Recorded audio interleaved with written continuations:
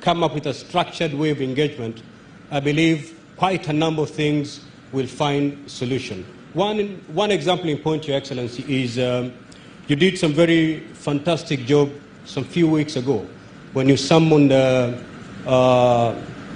MCAs, wrangling MCAs. In the Senate, we have the devolution committee, which has been extremely busy visiting counties to talk to them, to talk to MCAs, to talk to governors. We are doing this because it is extremely painful to handle an impeachment motion in the Senate. And to forestall many impeachment in this country and in the county assemblies, we have decided to empower the devolution committee, not just to wait until they receive impeachment motions, but to go handle issues before they get to the level where a governor gets impeached. And that is where we can draw your wisdom from the office. And Your Excellency, in the few weeks coming, I'll still seek for Katasiko so that we can engage and see how we can structure our engagement. Lastly, Your Excellency, in my yester life, I was the governor of the neighboring county here, Kilifi County. And I used to serve as the chair of the legal committee in the COG. And one of the issues I used to push is the completion of the unbundling of the functions. We left COG with that still pending.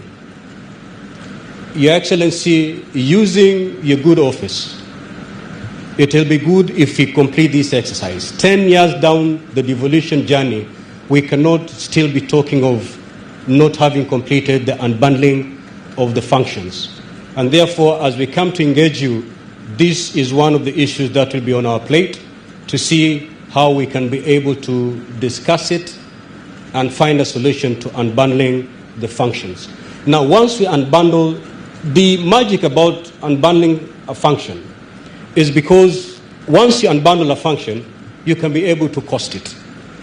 Today, the reason why the majority whip has given you many figures, from the executive, we're being given 380, from CRA, we're being given another figure, from the Council of Governors, we're being given another figure.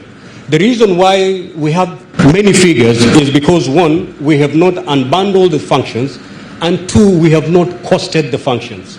When we unbundle and cost the functions, the amount of money, the final figure becomes rather automatic, because you need to ask yourself, if we unbundle the health function, for example, cost it. If the national government was the one to implement the health function, how much in this financial year would it incur? Then transfer that money to the county governments. So we will not even be talking about we have met the constitutional threshold of the 15%, because we will have gone function after function. So, Your Excellency, these are the areas that we believe we can draw collaborations, partnership with your office to see to it that we complete this particular exercise. It is not my time to make any speech, Your Excellency. This is your day to talk to the Senate. And ladies and gentlemen, it is now my humble duty to call upon the Deputy President of the Republic of Kenya to come and make his remarks. Kindly karibu, Your Excellency. Tuendelee nyayo sio? Twende. Karibu. Riggy, uzungumze na senators.